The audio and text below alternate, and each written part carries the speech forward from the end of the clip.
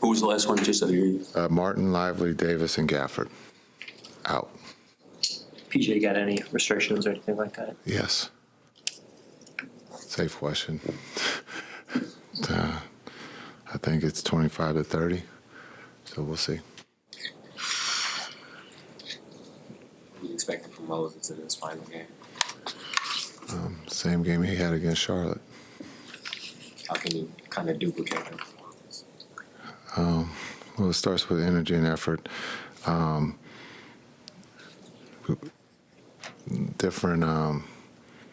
Different team, though, a little bit. So with Giannis and Brooke, just a little different than Charlotte. And so we're going to try to figure, a way to keep him out of foul trouble. Brooke is the best at being able to draw fouls. So is Giannis. And so we got to try to keep those guys out of pain, and then we got to try to keep those guys from catch and shoot threes. So this is going to be a good challenge for us. Jason, what overall is just special about Giannis? We don't have enough time.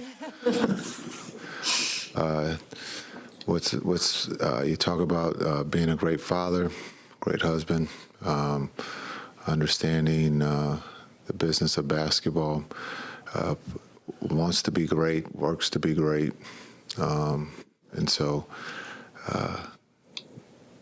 he loves to win, and he tries to do that every night, and he's one of the best players in the world, so that's what makes him special. You had an early influence on him being an attacking, ball handling type player. Do you have some sort of emotional connection to seeing how great he's been since you were kind of championing that old stuff from the beginning? Yeah, I think being there when they were the doormats of the league, coming off of winning 13 games and winning 41 the next year. His second year, I think, Jabari's first year, we had a young team. Duz was part of that. We had a group of veterans that knew how to win.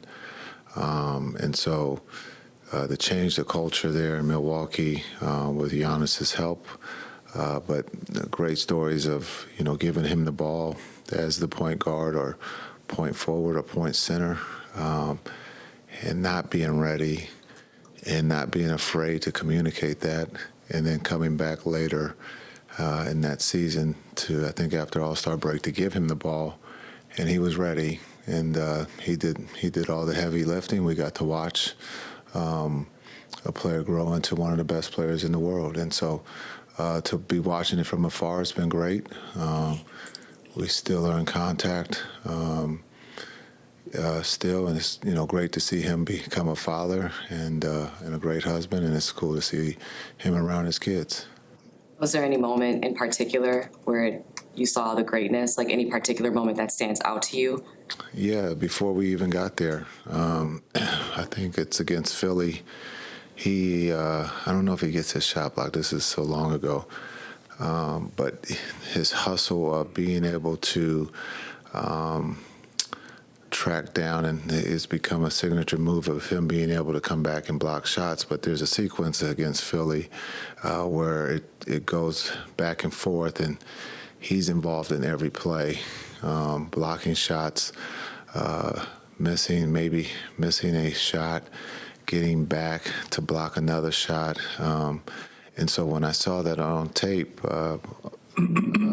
this young man played the game hard. And just his unselfishness. He's always been a willing passer, tries to make the game easy. But seeing that before I got to Milwaukee, I thought this young man had a gift, and just tried to be a part of trying to help him get where he wanted to go. This season, he's taken as many mid-range jumpers as he was in his final season with you. You had always kind of championed that as something that he was going to need to add at some point in his career. What is it like to see him now kind of have it, and what's the challenge of him having it? Unstoppable. Everybody talks about the three, but points are points, and when you talk about what he does in transition and what he does in the half court of being able to shoot the midi, because he wants to, get to the paint, and so now you have to give up something in this league, and unfortunately, if he's making that shot, he's just unstoppable because now you're going to come out on the perimeter. He can put it on the floor. His ability to spin or just go straight line and put you in the basket. And then lastly is just his ability to pass, at 7 feet, or if he wants to be 6'11". But it's just his window of being able to pass and their ability to catch and shoot is one of the best in the league. And so there's a lot that you don't want to give up, and you try to make it hard, but he gets to where he wants to go. But to add that, it's just less pounding, and then probably more minutes and more availability of being on the court. Jason, you've won 6 out of your last 9 games, if my research is correct, and those wins, I was looking today, I think you've had 10 different people score at least 15 points in those wins. Some people multiple times, obviously, some people once or twice. You've had players set career highs in assists, steals, and blocks. The entirety of the roster has contributed over the course of the last few weeks. I was wondering what your perspective was on how so many people have contributed and pitched in to keep the train moving down the tracks here recently. Yeah, I think the roster, when you look at the group, if you asked at the beginning of the year, probably a lot of guys weren't going to be in that situation. But you have to give the coaching staff and the players the credit of being ready, continue to work. We haven't complained about who is playing or who's not playing or who's hurt or when someone's coming back. It's the next man up mentality.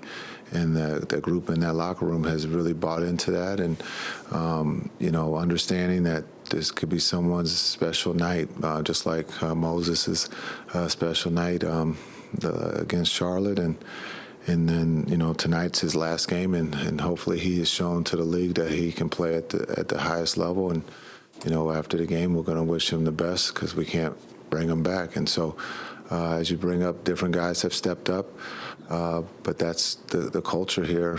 It's about trying to find a way to win, no matter who's in uniform, and guys have really stepped up to doing that at a high level with everything that's been going on. What do you think that Moses did in particular in the way that he's approached, knowing that he only was going to have a 10-day shot here and there wasn't going to be a chance for him to stay here? What's he done right in terms of his approach and his practice work and focus, et cetera? Well, I think it goes back to just relationships. We had them before, and I think just understanding that those relationships didn't just end when he left, to be able to stay in touch. And then I think for him to continue to work on his craft, and then understanding the opportunity that he was going to be asked to do. He had 10 days to showcase or to show what he can do, and he's done that for us, and he helped us win a game. And so now for him to go to the next team, and hopefully he has that same success, and hopefully it's not where we're playing against him. But we're happy for what he's done here, and we're going to need him here for the next 48 minutes. Jason, Max Christie averaging 15 points in the first 5 games. The last few games, he hasn't been as productive. Have you seen confidence shift, or maybe him, go into teammates or you to try to make those adjustments needed? Yeah, I think, we would love for him to average 15, but some nights it's just not your night, or, teams are going to make him do something different. And so for him, as much as things were going extremely well, we also want to see how you handle adversity. And he's one of the first ones here today, and so he's back to work. And hopefully, again, he continues to keep working on his craft. But we want to, he could be struggling a little bit here right now, as we all talk about, the trade. He's not in a home; he's in a hotel, and so and he's not going to complain, but he's going to continue to keep working hard, and we're going to be here to help him through the times when he's down and when he's up. Jason, will Kessler be active with PJ back? He's out. Great question. Over this first month that you guys have had Caleb Martin, how would you say that his hip and his activity level has progressed from the first time you got him to now? Yeah, good question. He's doing extremely well, and there's a lot of positive things around him right now, so he's trended in the right direction. So hopefully here in the next couple of days we have some really good news, but his rehab sessions have been going really good, and hasn't had any setbacks. So with the playing that he's had here. Hopefully, he's back here sooner than later. Practice, is he able to do contact work yet? Yeah, he's playing. So we just got to see how he feels after he plays, and then play him again, and hopefully he feels better. But he's trending in the right direction, and hopefully, I think on Tuesday he plays again, and we can have some positive news coming, about Caleb. Thanks. Thank you. Thanks.